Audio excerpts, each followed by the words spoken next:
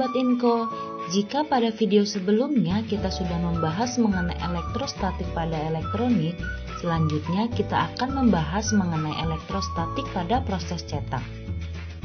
Elektrostatik pada proses cetak merujuk pada interaksi muatan listrik yang terjadi antara bahan cetakan, peralatan cetakan, dan lingkungan sekitarnya. Penggunaan elektrostatik pada proses cetak.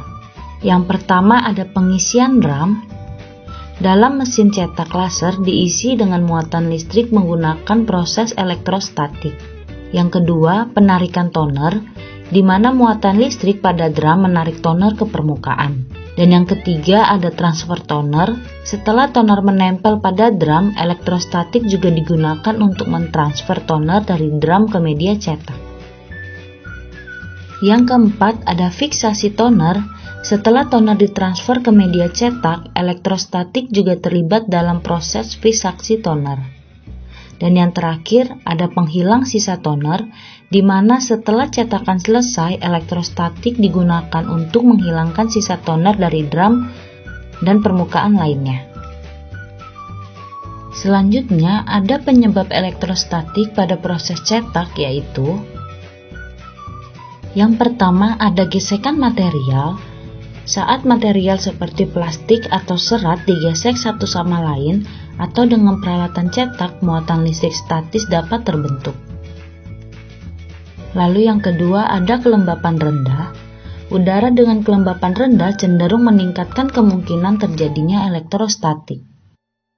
Yang ketiga ada pengisian dan pemisahan bahan, di mana proses pengisian dan pemisahan bahan dalam proses cetak, seperti pengisian toner atau pemisahan lembar kertas, dapat menyebabkan gesekan yang menghasilkan muatan listrik statis.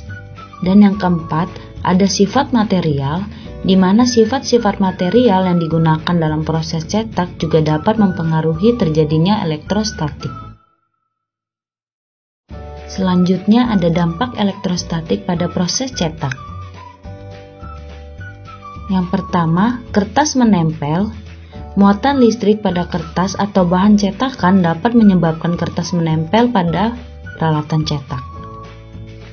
Yang kedua, tumpukan kertas tidak teratur, menyebabkan kertas atau bahan cetakan menarik satu sama lain karena muatan listrik sehingga tidak tersusun dengan teratur. Yang ketiga ada serbuk toner tersebar. Serbuk toner tersebar secara tidak merata pada cetakan. Hal ini menghasilkan cetakan akan tampak buram dan tidak jelas. Yang keempat, penyumbatan atau pembuangan toner mengakibatkan tinta menumpuk atau menyebar secara tidak merata pada permukaan cetakan. Nah, Sobat Inko, solusi yang dapat kita lakukan untuk menghindari elektrostatik pada proses cetak adalah penggunaan ionisasi, pengendalian kelembapan, pemilihan bahan cetak yang sesuai, dan yang terakhir penyemprot atau pelapis antistatis. Dan yang terakhir adalah kesimpulan dari pembahasan mengenai elektrostatik pada proses cetak adalah elektrostatik dapat mempengaruhi kualitas cetakan dengan cara penumpukan tinta yang tidak merata. Repelansi antara cetakan menyebabkan cacat pada hasil cetakan.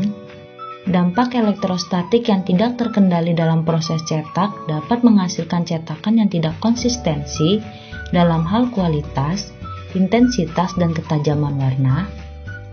Dan yang terakhir, masalah elektrostatik juga dapat menyebabkan kerugian waktu dan produktivitas karena memerlukan waktu yang lebih lama untuk menyelesaikan proses cetak.